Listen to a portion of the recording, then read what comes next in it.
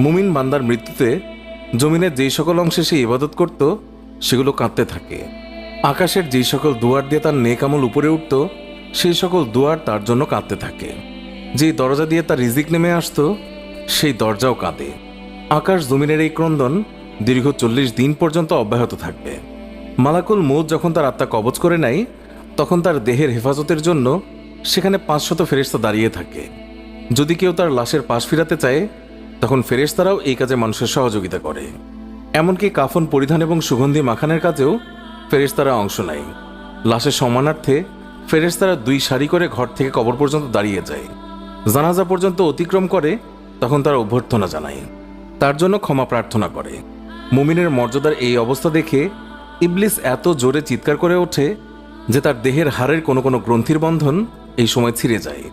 সে আক্ষেপের সাথে তার সঙ্গীদের বলতে থাকে, তোমাদের সর্বনাশ